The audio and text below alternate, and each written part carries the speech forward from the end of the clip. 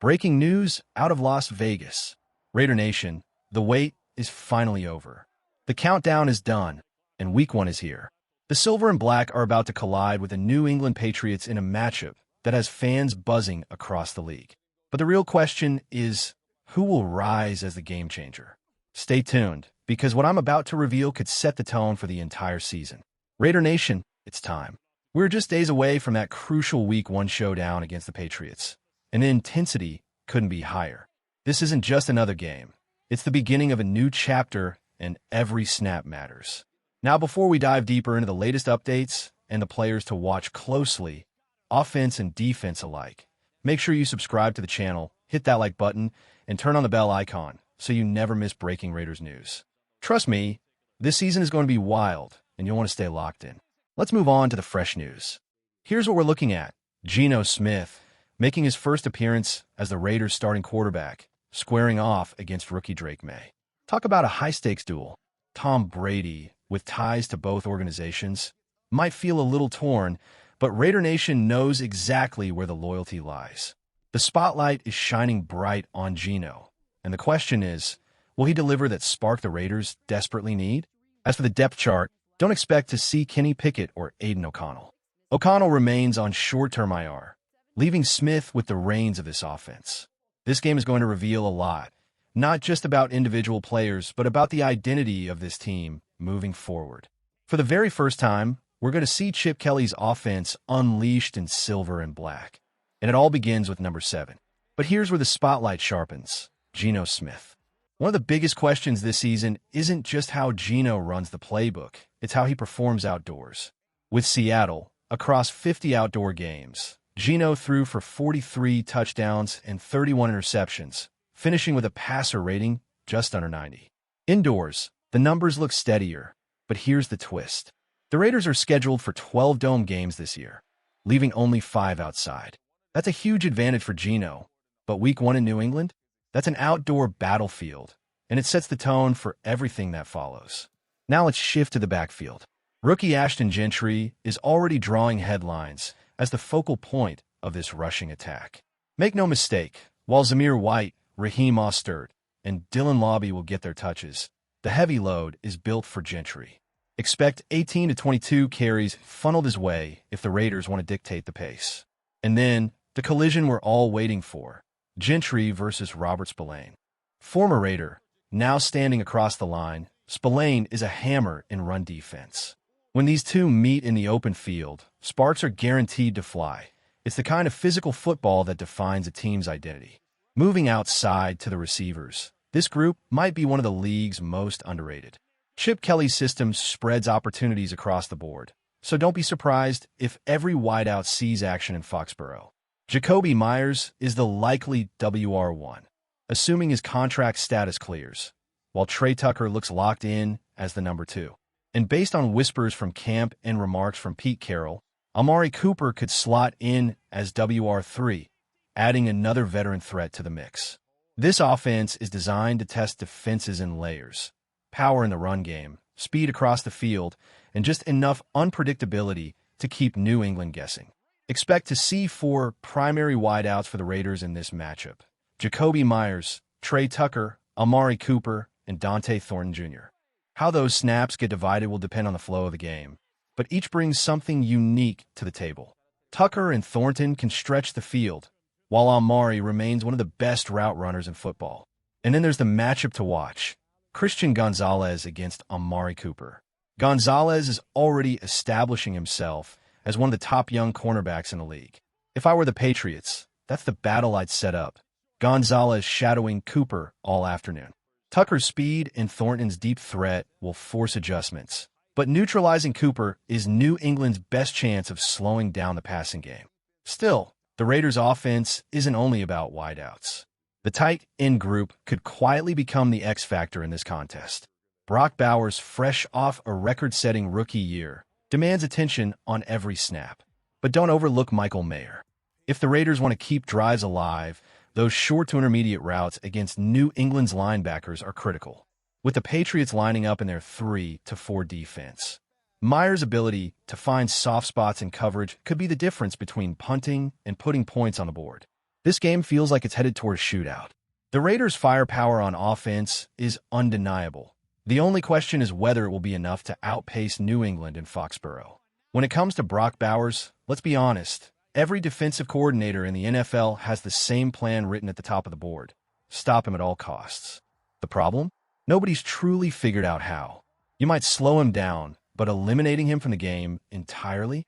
That's a fantasy. What makes this Raiders offense even more dangerous is how they use him. Expect Bowers to line up both as a traditional tight end and split out wide like a receiver. That flexibility lets Michael Mayer get his own opportunities in two tight end looks, giving the Raiders a 1-2 punch few defenses can handle. Alongside Amari Cooper, Jakobi Meyers, Trey Tucker, and Dante Thornton, this group has versatility that can stretch a defense to its breaking point. Still, the matchup to watch is how New England's linebackers, Robert Bain and Christian Ellis, handle this tight end duo. If Mayer and Bowers can control the middle of the field, it opens everything else up. Now, shift to the trenches because this is where the game could truly be decided. The Raiders' offensive line, anchored by Colton Miller, Dylan Parham, Jordan Meredith, Jackson Powers-Johnson, and DJ Glaze, faces a punishing challenge. Mike Vrabel's defense thrives on pressure, and they've invested heavily to keep that identity alive. Milton Williams bolsters the front. Christian Barmore is a force inside, and edge rushers like Clavon Chaisson will come from every angle. For the Raiders, it's simple. If the line holds, the offense scores. If protection breaks down, drives stall, and mistakes pile up, this battle in the trenches will dictate everything. Win up front, and the Raiders control the tempo. Lose it, and the Patriots seize momentum. And while the offense has plenty of firepower, none of it matters if the defense can't hold its ground. Coming up, we'll shift to the other side of the ball, where the real test awaits against rookie quarterback Drake Maye and a Patriots unit looking to prove themselves. If the Raiders want to survive this season, it starts with pressure up front. When you face a young quarterback like Drake Maye, the worst thing you can do is let him get comfortable in the pocket. The mission is clear: collapse the pocket, force mistakes, and dictate the tempo. And when it comes to creating chaos, no one does it like Max Crosby. Number 98 is relentless. Every snap, every drive. He'll set the tone, and you can bet he'll be hunting. But this can't just be Crosby's show. The supporting cast, Malcolm Kuntz, Tyree Wilson, Brennan Jackson, and Charles Snowden, must step up as a unit. Depth on the edge is going to be critical. One of the biggest matchups to circle is Crosby against veteran tackle Morgan Moses. That's a heavyweight fight on the line, and it could shape the game. Don't be surprised, though, if Crosby shifts across formations, testing his luck against rookie Will Campbell. Speaking of Campbell, that duel with Malcolm, Kuntz might be the sneaky storyline here. Campbell has talent, no doubt, but shorter arms sometimes leave him vulnerable against speed rushers. If Kuntz can get underneath and use that quick first step, the Raiders may have an edge. Meanwhile, Crosby's size and power could actually play into Campbell's strengths, so that chess match will be fascinating to watch. At the end of the day, this defensive line has one job: make Maye uncomfortable. If they don't, the Patriots' offense will find its rhythm. But if they do, if Crosby and company win their battles in the trenches, the entire tone of this game shifts in the Raiders' favor. If Max Crosby gets lined up against Morgan Moses, the advantage is all Vegas. Crosby's motor against an older veteran could open lanes for everyone else. And that's exactly what this defensive staff is counting on: rotations, mismatches, and unpredictable looks. Now let's move inside. The defensive tackle group is built for versatility. Expect to see combinations of Adam Butler, Thomas Booker, and Nesta Jade Silvera anchor in the middle, while Tonka Hemingway and J.J. Pege rotate in to keep bodies fresh. All 6 interior linemen are expected to see action. That constant wave of substitutions is designed to wear down the Patriots' line and force mistakes. The goal is simple: make New England one-dimensional. Mike Vrabel's identity has always been rooted in physical football, and rookie running back Travion Henderson has already shown flashes of being a workhorse. Shut him down, and suddenly Drake Maye is forced into a predictable drop-back role, stripping away the play-action comfort that makes him most dangerous. And now we get to the heart of the defense, the linebackers. This unit knows the pressure is on. Raiders fans will be watching closely, because across the sideline, they'll see Robert Spillane and Christian Ellis, 2 players the Raiders tried hard to keep but couldn't.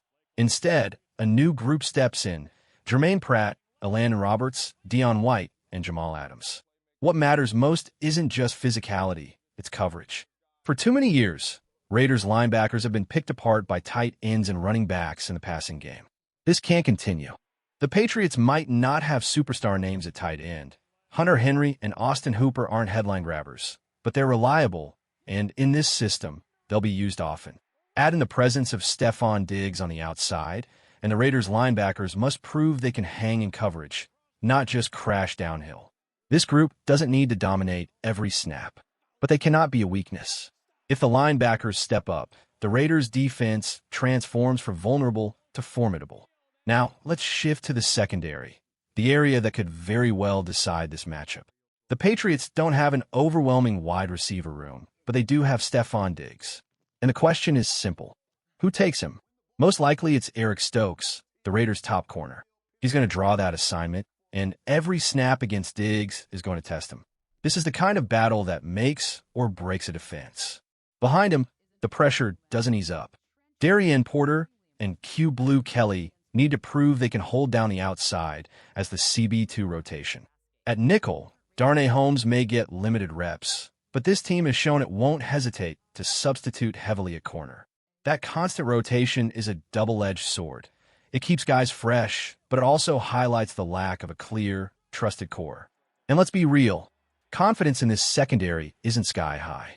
Every Raider fan knows it. That's why the expectation is simple: nickel, nickel, and more nickel. The Raiders have leaned on it all offseason, and you can expect Jeremy Chinn to creep closer to the line of scrimmage to provide extra support. That puts enormous responsibility on the other safety, Isaiah Pola-Mao. He has to be the insurance policy on the back end, because one missed assignment against a route technician like Diggs or a seam shot to a tight and can flip the game instantly. So, here's the truth. The corners must rise to the challenge. Stokes, Kelly, Porter, there's no hiding against this offense. And for Pola-Mao and Chinn, it's about discipline and positioning.